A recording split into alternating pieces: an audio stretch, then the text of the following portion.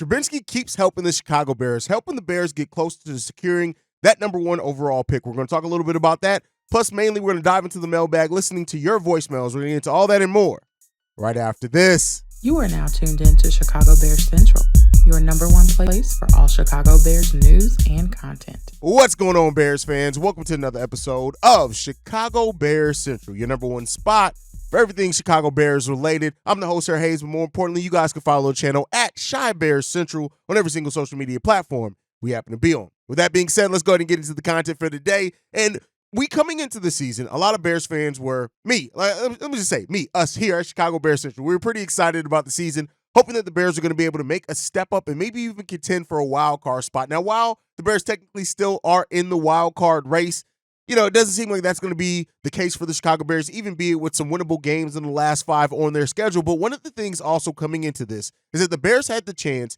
to have the number one overall pick not because of how bad they were, but because of the Carolina Panthers. And the Panthers right now moving to 1-11 on the season. And when you look at how Mitchell Trubinsky losing to both the New England Patriots and Arizona Cardinals over the last couple of weeks, it has helped the Bears secure that number one overall pick. Now we're not in the safe zone yet. It could still drop some, but right now we are moving closer and closer to it. And so right now, when you look at last year, Lovie Smith helping the Bears secure the number one overall pick, it could come down to another former member of this franchise and Mitchell Trubinsky helping the Chicago Bears really lock that in. And so, when it comes down to it, at the end of the day, the Panthers all but are officially locked into the number one pick. Things can still go very well left. We know this is the NFL. Anything could go. Any given Sunday, a team could win, except for the Carolina Panthers. But listen, at the end of the day, right now, the Chicago Bears have a 94% chance to land, the number one overall pick. And so, listen, when it comes down to it, we have the 86 chance to land the number one overall pick. We have a 94 chance to land a top 2 selection in that, which could still end up getting us Marvin Harrison Jr. We got some voicemails on what the Bears should do with the number one overall pick, so I'm not going to get into that quite a bit heavily now. But right now, Mitchell Trubinsky's definitely helped the Chicago Bears get forward and move forward into getting that. Now, we got a matchup against the Detroit Lions coming up this week. Me, C-Dub, Bobby, we all on the episode yesterday just talking about how we expect that game to go or what we want to see from that game. There are a couple of matchups that the Bears can absolutely take advantage of, even though I know some Bears fans are hoping that the Bears don't go on a big winning streak here to end the season and kind of secure one of their own picks being in that top 5 as well. We'll end up seeing where that goes. But at the end of the day, the winnable schedule that the Chicago Bulls, the winnable games the Bears have on their schedule, I just want to see this team compete over the latter half of this game. And so, of this season. And, we've done that. The defense has definitely stepped up. Let's see how Justin Fields is going to perform, things like that. But at least one thing it doesn't seem like we're going to have to worry about, at least right now, we have the odds-on favorite to land the number one overall pick for the second year in a row. And to see what Ryan Poles does with that, how he gets to work is going to be fun to do. Just everything kind of around the Bears right now. There's a lot of uncertainty, of course, but there still is a lot of reason to be excited about the future of this Bears team. Hearing about Harbaugh and, the things that's recently come out about him wanting to possibly stay in college. Eric Bieniemy, the rumors there that, Kevin Warren's kind of one of the people that really are big on bringing in Eric Bieniemy to this team. And I know some Bears fans as well share like some trepidation about Eric Bieniemy, which we have a voicemail on that as well going into it. But at the end of the day, this Bears team and how this season ends, I think is going to be exciting for a lot of Bears fans to watch. The storylines, I think the product on the field is going to be much better here over the last little bit as well. So at the end of the day, I think we're heading into a very important offseason for the Chicago Bears. What they do with the number one overall pick, what they do with their head coach, what decisions they make on Justin Fields, things like that. This could be an offseason of quite a bit of change, a little bit of change, but the thing is making the right changes for this team to kind of propel us into being, and hopefully now, next season, actually contending for that playoff spot that us here at Chicago Bears Central wanted us to see us contend for this season. But with that said, it's Friday, so it's Mailbag Day. Let's go ahead and get to the mailbag. This one's from Donovan. What's going on, Hayes? It's your boy Donovan. Shout out to the team, shout out to everybody. I'm going to get right into it. Ryan Poles, man. Let's take a moment and appreciate Ryan Poles. I don't care what the options is about him or whether y'all think he should go or whatever the case. Let's take a moment and appreciate what the fuck he has done. As soon as he came in here, you got to think about what a rebuild is. His breakdown and build up. Literally, not literally, but it's basically the definition of rebuild. He broke down Roquan Smith, Robert Quinn, David Montgomery. Those contracts, those players, he sent them off to great organizations. He met their criteria of where they would like to go and shit like that. He got them out of here. Rebuild them. Break down part of it. Rebuild it. The draft. DJ Moore. Tremaine Edmonds. Montez Sweat. And he's not even done. He's playing chess with these boys. He's not even done. Think about which team and what pick they had in the draft when he traded that number 1 pick last year. The Panthers. He knew they were going to be bad. The 9th pick. There was no talent in that draft where he needed to trade down just a little bit. He knew his guy was going to drop to about 9 or 10. And then he got an extra pick from the Eagles because he didn't want Jalen Carter, which is cool because Darnell Wright, he turned out just fucking fine. And now think about the future of it all. Out of all of that, out of the season that we've had, out of the past 2 seasons that we had, look at the options that we have. We still have a number 1 pick. How the fuck is that? And then we have another one in the top 5. And if we went out this season, which I hope we do, it'll probably drop down a couple picks, about 8 or 12, somewhere in that range. And we'll still be in great fucking position. You can turn that number 1 pick into everything that you need. That's why I don't recommend taking a quarterback, because I will be taking a step back in this rebuild. Because we're no longer breaking down. We are building up. And taking a quarterback will be in more breaking down stage. But I'm like, just think about just put the drama aside and put this and that aside. Think about the fact that we have these choices. Do the Packers have a top fucking pick? No. The Vikings? No. The Lions? Hell no. And we're sitting fucking pretty. Like, you got to take a moment and appreciate that, man. There's a lot of teams that could use the position we have, and we have it. And then I'm just, bear down, man. Appreciate it. Donovan coming with appreciation for Ryan Poles. My brother, here's what I'll say with that. I agree with most of what you said. Ryan Poles has done a very solid job. I know there's still some people that knock Ryan Poles, and that's not to say that he's gotten everything right? The Chase Claypool situation, bad deal. I do think looking to move on from the veterans that he moved on. I know a lot of Bears fans looked at the Roquan Smith part, but listen, we got TJ Edwards in here at much less than what Roquan Smith would have got paid. And listen, TJ Edwards has been everything. Tremaine Edmonds has kind of disappointed some, even though he did, he played pretty well, getting a lot of tackles for the Bears at the time. But TJ Edwards has just been everything for the Bears. And, we sit now at a pretty solid cap situation as well. We're potentially having the number 1 overall pick for a chance to get some more future assets if we do trade down or if we hold on to it. Hopefully we get a Marvin Harrison Jr. Those type of things really, when you look down at it, I think are a big sign of Ryan Poles knows what he's doing. And, again, that does not mean that there aren't things that you could still pull out and critique. That does not mean everything's been perfect. But I like the job that Ryan Poles has done, the vision that he came in with. He sat there and said and told us it's going to be a rebuild. They're going to go 3-4 years. And it seems like that we're on path for that.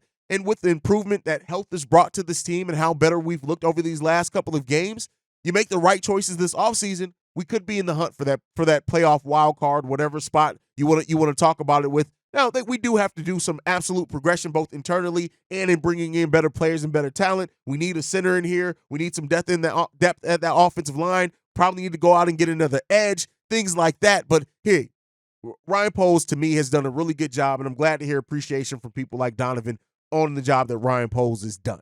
But all right, let's get into the next voicemail. This one's from Pablo. Yo, CBC, the boy Pablo, man. Back at it again. It's time. It's that week, y'all. Bears play the Lions. Divisional game. Y'all know how we do it. You know what I'm saying? The last outing was a little unfortunate. The Lions run game is something fierce. It's something crazy. You know what I'm saying?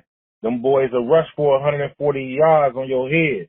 But at the same time, we got a pretty good running game as well. You know what I'm saying? What I'm looking for, and what I believe is going to be the X factor in this game is our passing defense. We struggled a little bit against the run, but I like our defense is coming along. Take a look at this, guys.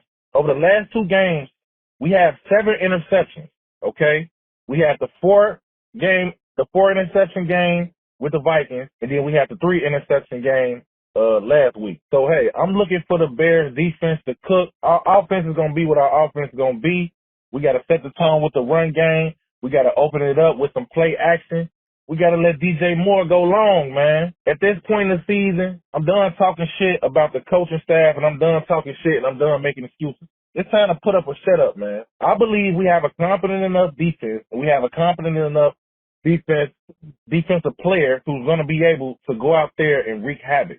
that's going to be able to go out there and make plays. We have enough playmakers. We're looking at T.J. Edwards. We're talking about Tremaine Edwards. We're talking about Jack Sanborn. We're talking about Jalen Johnson, a corner who wants to be paid as one of the best corners. So let's do it, man. Y'all know how I do it. I always leave on a positive note. I can't wait to beat the snot out of the Detroit Pussycat, and it's going down, baby. Chicago up. Bear the fuck down. Bears versus Lions, Packers. So it's coming up at the end of the season, but the passing defense being the X factor, I think that's a great point. I think when you look at how the secondary has improved here lately, how they're just coming together, Tyreek Stevenson, if he's back in there, Terrell Smith and Terrell Lewis and what he's been in that as well, and then you got to look at, Jalen Johnson stepping up some. We got to get those pick six in there, my guy. Jaquan Brisker, Kyler Gordon. I really like the defense, the passing. Now, we still rank pretty low in the NFL in passing. We have the number one rushing defense, but we're improving. And I think when you look at the foundation that we have that we can lay out there, we maybe have to go out and get another safety. May have to go out there and get another corner if Jalen Johnson does leave as well. But we have talent in this secondary, and I really do like it. And the pass rush as well coming in here and being better since Montez Sweat has come in has helped the secondary as well. The pass coverage and the pass rush go hand in hand. There's a synergy between those two units. And so when you're getting more pressure on the quarterback, it makes it easier for the corners and the safeties to do their job in the secondary. And so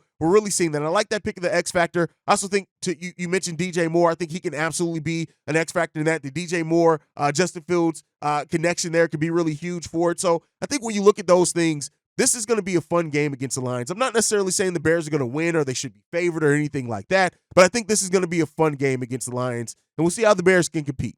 But all right, let's get into the next voicemail. This one's from Book. Yo, Hayes, what up, man? This is Book. Blessings to you and yours. Hey, man, I got to tell you, and this will be my final time talking about Justin Fields because I'm tired of the conversation. Because we know, well, most of us know, because some of us are some dumbasses, what potential this man has. Has he taken the three-year leap? No. Has he improved? Yes. Does it take some QBs longer than 3 years? Yes. But you have some fools out here that just refuse to believe that and just refuse to blame everything on this man. Not realizing that since day one that he got drafted here, he has been behind the 8 ball with this franchise. First he had Nagy. Saw how that worked out. They stripped the team down because it was a rebuild. Saw how that worked out. This is actually the first year in the beginning of the rebuild. And everybody already like, well, he can't do it. He can't do it. So it upsets me, man, because you have some people who last year was crowning Jalen Hurts and everybody else and Josh Allen and everything. And I've also heard some dumb takes that a QB, there's no such thing as QB development. A QB is either good or he's not, and that the QB elevates the team. So you mean to tell me Josh Allen elevated elevated Diggs, or Jalen Hurts elevated Brown, or was it the other way around? Because when did they start becoming good? When they got those receivers. And then everybody keeps talking about, how Justin can't throw. Moore's on his way to the best year of his career, man. Who's throwing him the ball? The Scott? You know what I'm saying? This is dumbass conversations like that, man. This is irking me. So this is my last time talking about him. I would love for him to be here, but it's not our decision. If the Bears move on from him, man, that's a step back because we're bringing in a rookie that got a jail and everything. So here we go again. We need continue. I can't even say the word. We need to be able to continue with what we have. But that's all I got to say, man. Chicago up, bear down, man. Again, blessings. Shout out to the familiars.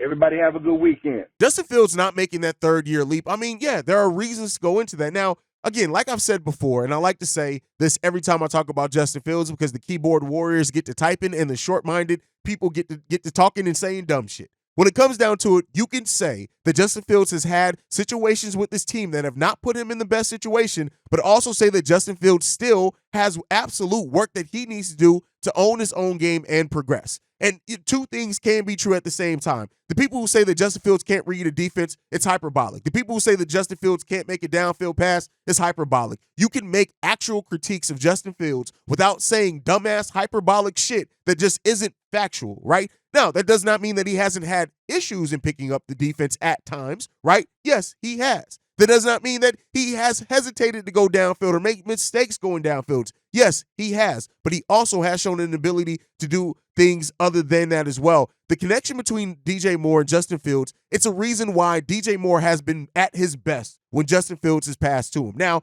again, as we're talking about Justin Fields not being able to go down the field, you also got to throw in the number of screenplays. That's a Luke Getsy thing. That is not on Justin Fields that his offensive coordinator decides to call so many goddamn screenplays. So, yes, Justin Fields still has tons of potential. But to what you said, Book, it isn't up to us. It is up to Kevin Warren and Ryan Poles and what they see for the future of this team. And if they see Justin Fields being that QB of the future, or if they have to make a decision and go elsewhere, maybe they do look at it and say, hey, we got the number 1 overall pick. That isn't our pick.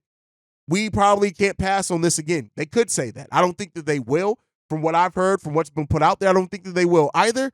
But we'll end up seeing. But I do think that there's still tons of potential in Justin Fields, no matter what his detractors say. And I hope that he shows and proves and shuts them up as well with his play on the field. Now let's go ahead and get into this next voicemail. This one's from Travis. Top of the morning on this Friday to you, Hayes. This your boy Travis from the West Side, man, coming out of K-Town. I was calling because I saw something. I want to say it was Nick Brody. He said about a possible trade down, and I want to pick your brain on it. What do you think if the Bears was to trade the number 1 pick and trade it down with the Las Vegas Raiders? Looking at the Las Vegas Raiders back schedule, they are probably not going to win. So they're going to get into that top echelon of the top 10, top 5. If we trade the number 1 pick and get Max Crosby, they first for this year, and then they first for next year with a second and something else, would you do it? And we'll possibly set ourselves up to possibly get a top pick for next year, because we all know the Las Vegas Raiders are going to be a shit show. So I would just want to see, would you do it and possibly risk not getting Marvin Harris Jr. and getting another receiver like the kid from LSU or the kid from South Carolina or something like that? I just want to see what was your thoughts, man. You have a blessed day. All right, so I've been very on record of saying, both here and on Bleacher Report when I do streams over there, if the Bears get the number 1 overall pick, I just take Marvin Harrison Jr. Yes, this is a great trade that you laid out. Max Crosby, if you can get him, and 2 first-round picks, it's a great trade. Do not get me wrong. But if Ryan Poles actually opens up the pocketbook, you can go out there and get a defensive end. And when you have Montez Sweat, if you improve that some of the parts are going to be really good rather than trade that. Now, again, the 2 first-round picks, you can't really, you draft well is what I can say. Draft well. But to me, Marvin Harrison Jr. is head and shoulders the best prospect in this NFL draft, above Caleb Williams, above any of the quarterback prospects. You could say he is the one talent in this draft that, to me, is a generational talent. And so when you look at Marvin Harrison Jr., to me, you take him number 1 overall, you add him to your weapons. Even if you decide to move on from Justin Fields later, you have now that look at what Justin Fields has done with DJ Moore, right? Look at what he's done with a true number 1 rideout in talent with DJ Moore. Go and check the numbers. We talked about it. We had a whole episode here on the DJ Moore, Justin Fields connection being elite statistically. And that is even with the issues and problems that Justin Fields still has as his growth as a quarterback. You put out 2 wideouts like that, with Marvin Harrison Jr., adding him to DJ Moore, having Cole Kmet, having Roshan, having Khalil, whatever happens with Deontay Foreman, bringing in a better and more competent offensive coordinator, hey, that's an offense that I think we can all get behind, and an offense that can be extremely dangerous. So, to me, that's what you take. It's not a bad deal. Let me be clear here with Travis, but just my personal opinion, you take the best talent overall with that number 1 overall pick, and you go out and get Marvin Harrison Jr. That's my thought process. I know that's not one that a lot of people share, but that's where I sit right now. But all right, let's get into this last voicemail for today. This one is from Marifa Sa. Bobby, C-Dub, Hayes, what's happening, fellas? It's your man, Marifa Sa, coming again, man, to talk about them Chicago Bears, baby. We got 5 games left, fellas. 5. Enjoy every one of them, man. Just have fun, man. Just watching the game, man. We only got 5 left, brother. Listen, man, I'm calling to let you know that the Chicago Bears is going back for redemption, baby. Justin already said we should have won that game last time, and he was right. And you know why we going to win this game? Let me tell you why we're going to win this game. Gervon Dexter. That's right. Big Dex in the middle, coming off the Montez Sweat. effect. Gervon Dexter, they don't have an answer for Gervon, man. If you go back and watch the All 22, Gervon Dexter was giving Penny Sewell the business, man, down in the trenches, man. Listen, that's why your boy Goff was throwing 3 and 4 picks, because we was on his head. You hear me? That defensive line was on his head.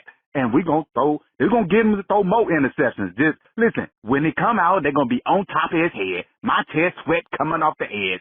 Gervon Dexter coming up the middle on the 3-tech. Then Goff going to have to get that ball out quick. And I'm going to tell you what. And the boys is going to be back there ready to intercept. Jalen Johnson, put your damn sticky gloves on. Do something, man, because we want you to get that pick 6 and take it to the house so you can get your $25 million. Okay? So listen, man. Listen. The Chicago Bears is going to win. Here's my prediction. 24, Bears 24, Lions 17. And you know how we do it, baby. We just so excited. We so excited. I love to see the Bears play, baby. 24-17 Bears.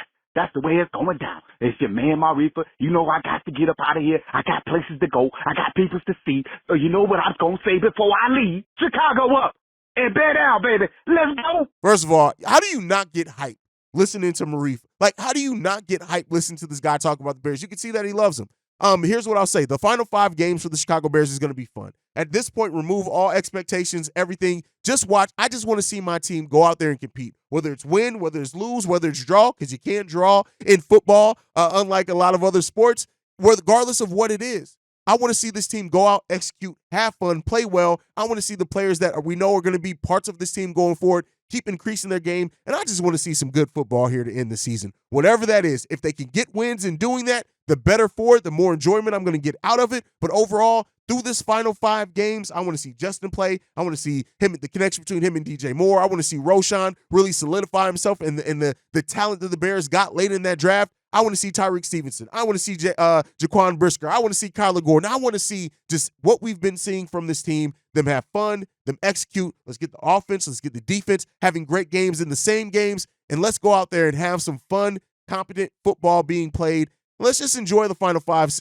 games of the season, because we've got a long offseason ahead of us, a offseason that could lead to quite a bit of change on this team. And I'm going to have fun covering that as well. But as we got football, I just want to have fun watching football here over the last 5 weeks. Let me know what you guys want to see from the last 5 weeks. What are your expectations? Things like that. But that's my time for today, guys. Make sure you're following the show at Shy Bear Central. You can send us any feedback, questions, comments, concerns, ChicagoBearsCentral@gmail.com. Lastly, if you want to leave a text message and our voicemail for the mailbag, the number to do so, 773-270-2799. We are the #1 spot for everything Chicago Bears related, thanks to you guys. And like I like to end every episode on, Chi-Town up, but bear down. Love you guys. Peace, y'all. This has been a presentation of the Break Media.